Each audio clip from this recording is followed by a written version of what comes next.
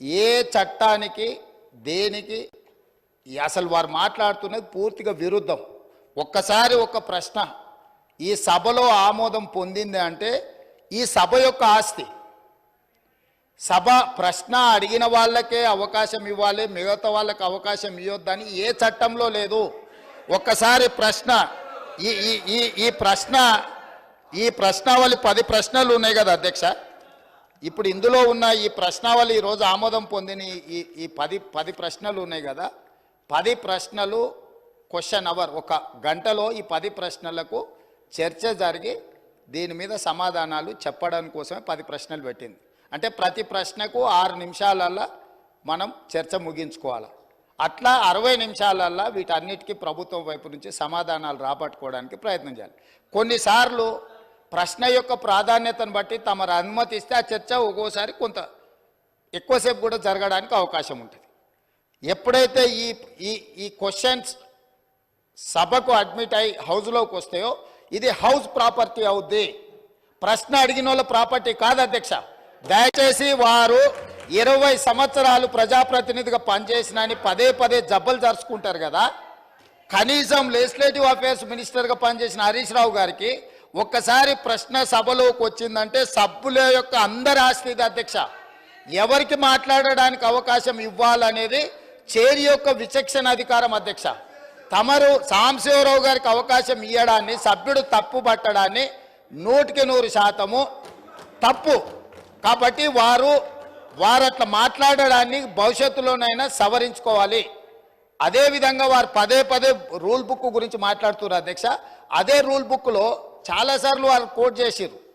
సభ్యులు చైర్ను వదిలి పోడియంలోకి వస్తే అదే రూల్ బుక్లో ఆ సభ్యులను బయటకు పంపించే ప్రొవిజన్ కూడా ఉంది అధ్యక్ష. తమరికి తెలుసు కదా అధ్యక్ష అది. కానీ మీరు అది ఉపయోగించలే. ఎందుకంటే ఈ సమస్య యొక్క ప్రాధాన్యత మీకు తెలుసు కాబట్టి వారు ఎంతసేపు అడిగినా దానికి ప్రభుత్వం వైపు నుంచి స్పష్టమైన సమాధానం ఇచ్చిండ్రు. ఆ సమాధానంతో వాళ్ళు సంతృప్తి చెందకపోవచ్చు. ఎందుకంటే 10 సంవత్సరాలు వాళ్ళు చేసిన తప్పులు ఈ ప్రభుత్వం కూడా చేయాలని వాళ్ళ కోరిక ఉండొచ్చు.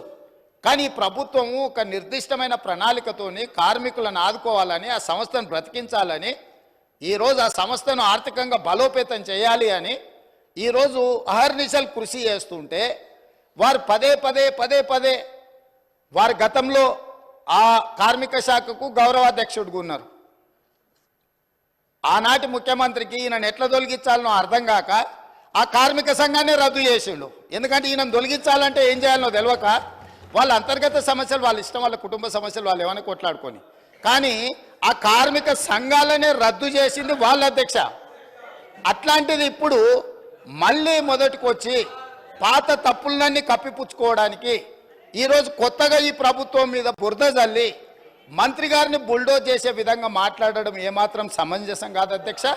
చివరిగా నా సూచన ఒకటే సభ్యులందరికీ, ఎందుకంటే ఇక్కడ దాదాపుగా 119లో 60కి పైగా మొదటిసారి ఎన్నికైన సభ్యులు ఉన్నారు. ఆ సభ్యులు ఏమనుకుంటారు వారు మాట్లాడింది విని?